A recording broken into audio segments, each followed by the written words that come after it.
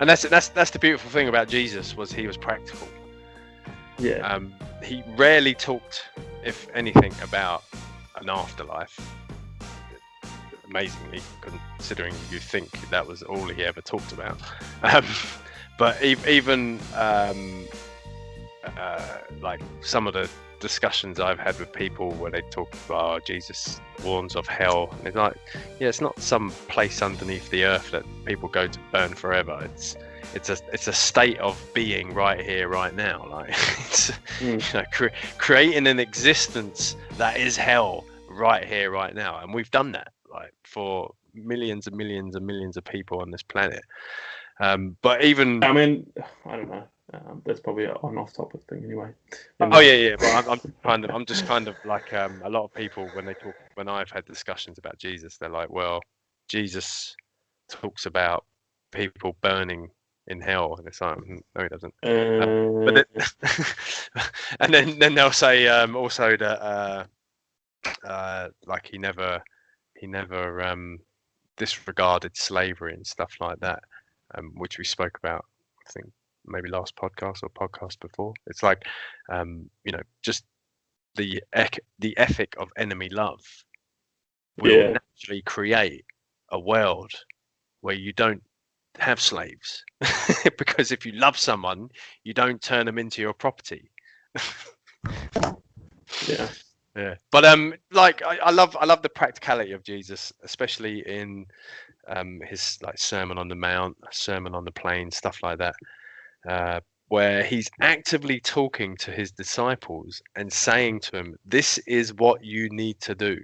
Like, these are the things that will create a new world. And whether that's, forgiving freely, like we spoke before, loving your enemies, being salt and light of the world. Like, a lot of Christians always look, and when I say a lot, when I bag Christianity, I'm not bagging them. I understand there is people out there that do wonderful work, and they have wonderful vision, and they have a wonderful foresight of the world, and they do some great stuff.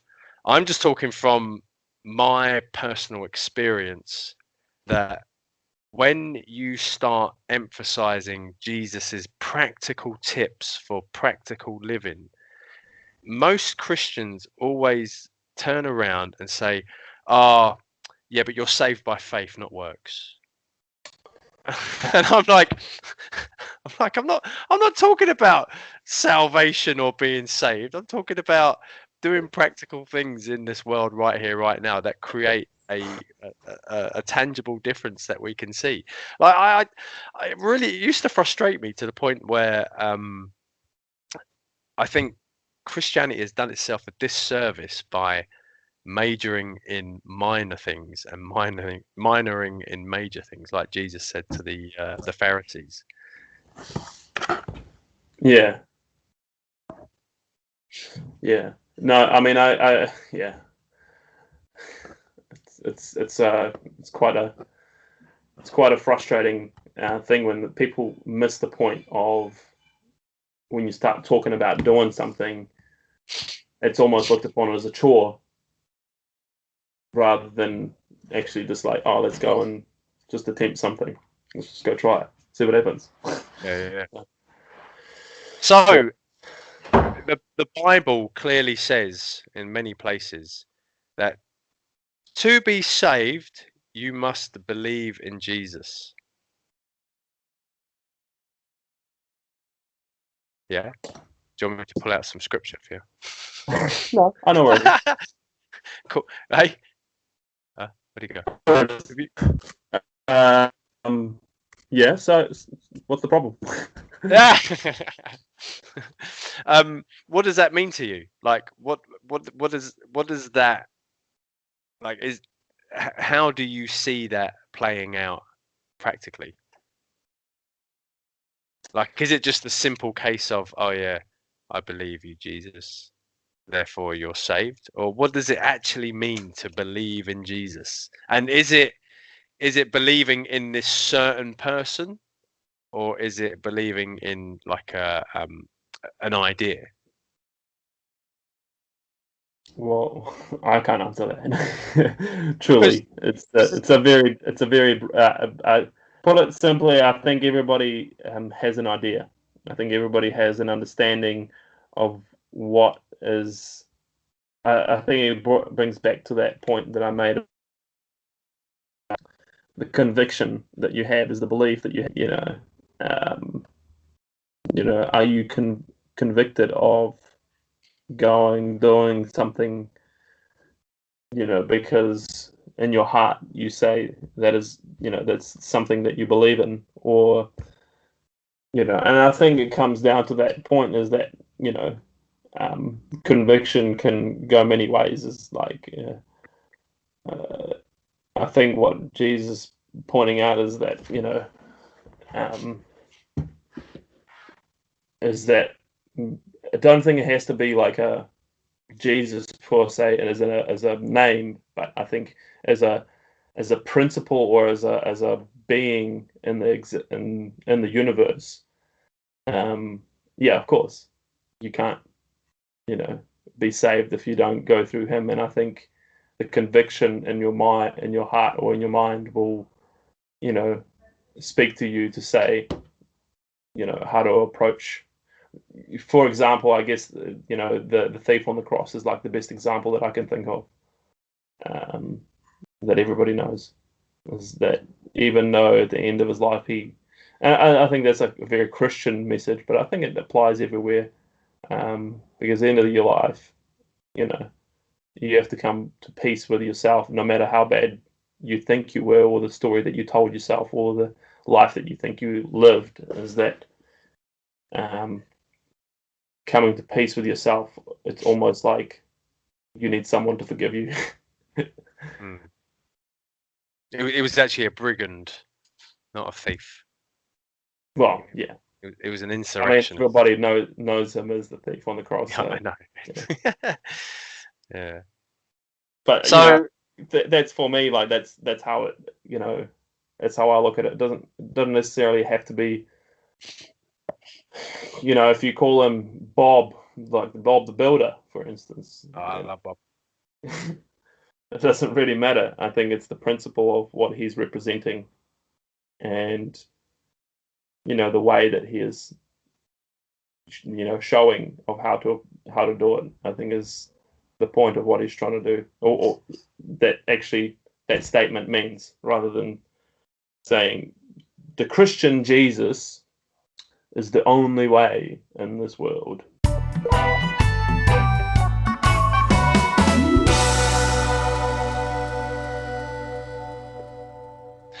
Okay, so that brings us on to, was Jesus a mentalist, an egotistical, or an egoist, or just got his Hebrew all mixed up when when he or Arabic when he said, "I am the way, the truth, and the life. No one gets to Get to the God Father before, without coming through me." yeah. What what No, what do you take on that these days? What does that? Do you even think basically what about it it? means what I just said is just that that yeah, he's talking about a principle. He's talking about a way of living, and a way of viewing this world, and a way of interacting with one another. Um, you know, and I think it's true. Like you know, by man, it's hard to explain. Yeah, by following his examples, and more than that, learning from the principles that he was teaching, um, is the way to kind of go. I guess to make it into heaven, for whatever that means. Yes, yeah. See, I similarly to you, I see it like there's a certain way of doing life that brings life, and there's a certain way of doing life that brings destruction. Mm, Um, and if you want to experience the spirit again, this comes back to this building on what we was talking about in the last couple of podcasts. Like for me, God is not an abstract being that you see walking down the street. Look, there might be manifestations. I don't know. If you look at biblical writings, the manifestations seem to come through angelic forms, but they never claim to be God. They claim to be a messenger from God. But there's never this manifestation of a being. For me, God is, like I said in the last podcast, is a spirit. And so there's a way of doing life, or the way that Jesus talks about, that creates life. And when you create life by doing life in that way, you then get to experience the Spirit of God within you. And that's why, for me, Jesus always talks about, you know, the disciples say, well, when will we know that the kingdom comes? Or when will we know when the reign of God comes? And Jesus says, well, you won't see it. Someone's not going to say, oh, there it is, or here it is, or, it's within you. That's what he says. The kingdom of God is within you. There is something within you that creates a way of life that brings life, that then gives you the goodness of the Spirit of God within you. So you get, and Paul talks about it a lot when he talks about being joyful, and even being joyful within situations of great hardship. Like you can only be joyful within situations of great hardship when you have a certain spirit within you. Yeah. And that's the Spirit of God. That is God. That is and look, again, you can't describe God with words. Like it's impossible. You can't say this is God or that is God, or once you do, you've already created a problem. Like we said, like when Moses said, who shall I say sent me? I am sent you. Well, I am what? As soon as you finish that sentence, you've created a problem. God is love. But then you go to find love, and then you're going to have a struggle there. Well, again, if you want God to be a male or a father figure, then that's what you need. If you want God to be a motherly figure, that's what you need. If you want God to be a transgender, that's what you need. If you want God to be queer, that's what you need. Then God is queer. Like God is what you need right then, right there, to get to that place where you can then start creating a way that leads to life. Correct. Yeah. See, I used to really struggle. Like I was reading like queer theology, liberation theology, and all this kind of stuff, and people are talking about. There's a book that I read called God is Queer, and I remember like really like with trepidation, like opening up the book and like, oh, what am I going to find? Hey, what you gonna say? Yeah, like just the fact that you use the word queer and God in the same sentence, like it caused me consternation. How dare you blaspheme? Yeah, but then I've got nothing to lose. Like, why is my God or my Jesus so tightly knitted up into this little box? Again, I think that just like goes back to that point of is that God is not the only Christian God. He doesn't belong to the Bible. He doesn't belong to Christianity or any form of Catholicism or Buddha or anything. He doesn't belong to anything. And so he has no quarrels with anybody being whatever they want to be, and why should we? No. Realistically, if we want to be like him, then we should not have, first of all, any issues with homosexuals, transgender, or whoever. Yeah, it's a bit weird when they try to come onto you or something like that. Yeah, but that's not what I was meaning. Like, no, but that's the thing. People always make it sexual, don't they? They always make it into a sexual issue, and it's not. It's got nothing to do with sex. Like, straight people have issues with sex. Like, sure. But we never talk about that. Look at being a female in the church, and especially in the go back a few hundred years, females would be struggling in church as well. I mean, when they've been oppressed, it's just even now within Yeah. some. Well, even now, of course, yeah.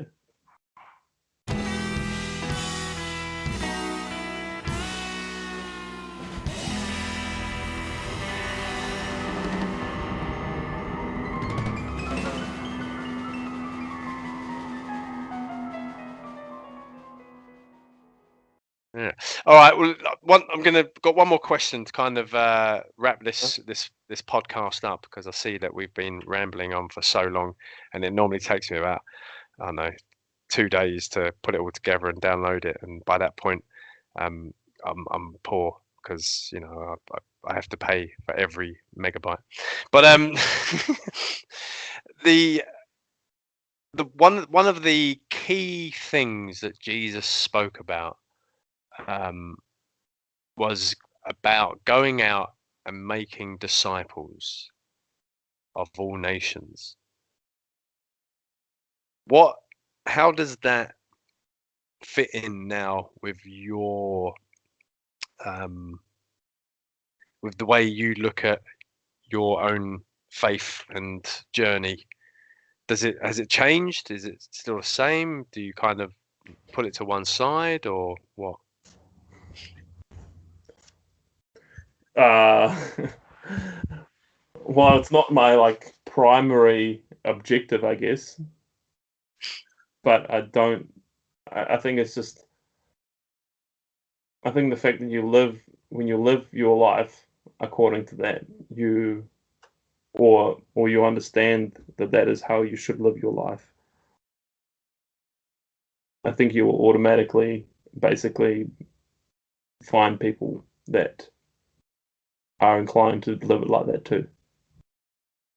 And, you know, eventually, as you journey with them, they'll learn that that is the case. This is that thing that Mm. they're, you know, and I could say that there's actually I've been maybe a disciple maybe from somebody else who hasn't been a Christian potentially, or something like that. We could say that about ourselves. Is this journey's been coming from Christianity to out of Christianity, and whatever this is now. We could be calling each other disciples. Yeah, and I Little, right? and I think there's some wisdom in kind of just leaving it open in the air. Like for me, breaking away from that model or that model of um, Zealousy. well, you kind of to make disciples, you go and talk to people and you say to them, come to my church, and they come to your church, and the goal is to get them baptized, and now they're a disciple. Woohoo! That Yeah. that was the whole MO in terms of how I saw it anyway. That might not be the case, but that's how I saw how Christianity saw making disciples.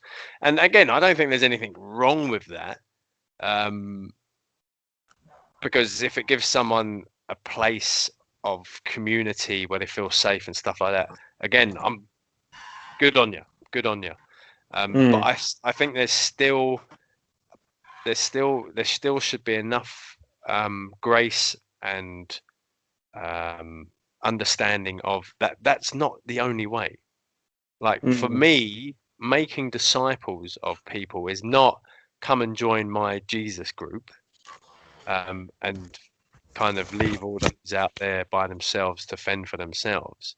No, it's about it's about creating a world community where, look, even if it just means that people are listening to each other, where they're taking in what people have to say rather than just being on the attack or shooting people down, or whatever those kind of destructive behaviors that we tend to have when it comes to understanding what we believe to be truthful, what we believe is the right way, or whatever it might be. Just being able to listen to people, for me, that is probably one of the best ways to create a world that Jesus was looking for. Mm. Now, how it transpires or what it turns into, you know, again, that's just up for discussion. but just those initial points of just being a world family where people respect each other, have love for each other. They don't have to agree with each other, you know. Geez, you only have to look inside church communities. They don't agree with each other, but there's still an ability to be able to live harmoniously together. Yeah. You go live in a mountain. No. No. Yeah, no, I agree, and I think that's the key that we're missing sometimes, is that not about just yeah, and I think it's the same thing for me as well. When I joined the church, is like you get baptized, and then you read the Bible and learn about it, and now you're a disciple. Woohoo! Like, what does that mean? Like, Actually, there's nothing more to it after that. yeah. There's the thing. It's like the journey can actually be very, very short towards being a disciple within the church realm, when a journey for a disciple in God's realm is actually a long life journey. Yeah. And it's a more interpersonal one, and it's more relatable one, I think. But yeah. Yeah, and it's quite just the thought came to my head. Interestingly enough, there's a book I read called The Patient Ferment of the Early Christian Church. And this was like the first 200-300 years of the Christian church when they were under persecution of the Romans. And it's quite funny because when people wanted to join the community of the Christians, they had to go through a vigorous, like, not like army training exercises, but they were like 6 years to, or I think it was like up to 2 years. They were basically taught what it is to be a Jesus follower. So, you know, they were taught like things like, you know, forgiveness, enemy love, all these kind of things that make a practical difference within the lives of people. And then they would come to a point where, because these people were assigned to a Jesus disciple, who would then, they would have like a final kind of like interview, like after 2 years of all this training. And then the disciple who was looking after the person who wanted to become a Jesus follower would then be interviewed and said, look, is this person geared up to be part of our group? And then they would have the final say. And then the guy would get baptized and then have like Bible studies or whatever after that. Sorry, they would have obviously all the training beforehand before they got baptized. Whereas nowadays, it's almost like, you want to be part of us? Sweet, get baptized, and then we'll teach you. Get in the water. Yeah. So it's like completely roles reversed in this day and age. It's just I find that quite fascinating. Like, yeah. Well, and for the most part, even after you get baptized, you don't actually get any form of training. Maybe some churches are a bit better than others, but in many churches, it's a emotional outpour, and that's it. Yeah, and most of my understanding has come from outside sources, from any of the church communities that I've been part of. Yes, I just thought it was an interesting point to end with when it came that was to very this good, Chris. Yes, all right. Yeah. Any final words, me feels, before I ask if you want to come and play basketball? Yeah, I guess final words is that I guess don't lose yourself in the moment. I mean, don't lose yourself in the world, but remember while we're here, I guess. Yeah. I would say my final thoughts are, if anything, I think it's important just to listen to what Jesus has to say, especially in his stories, when he told his stories, because they're very nuanced, they need to be nuanced in the sense that they have multiple meanings, and no one should ever dismiss each other for the meaning of the parables or anything like that. But certainly, again, my man Gandhi, he was spot on when he said that he would meditate 2 hours a night on just the teachings of Jesus from like the Sermon on the Mount and the Sermon on the Plain. 2 hours a night he would meditate on them.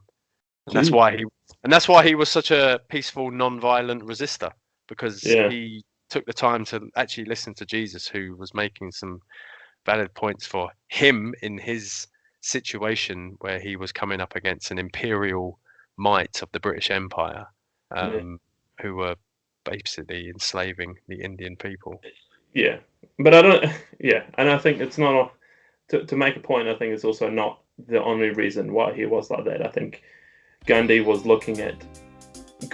completely open to the fact that whatever is good and whatever is right, it was with him. You know, he wasn't like Hindu is the way or this is the way. No, he never claimed to. And I think he obviously had practices that highlighted more Hindu practices and and maybe even Buddha practices, but I think that's what made him so unique, is that he was also very open about whatever is good. He didn't care as long as it's good. He's all for it. So, see, we could have talked about Jesus and his social justice and stuff like that. That's very much needed in the world today. But anyway, we can save that for another time. All right, dude. It's been a pleasure. Anyway. Thanks very much. Another episode of Chatting Up the Chick, done and dusted. Jesus gets a double thumbs up. Yes, yes.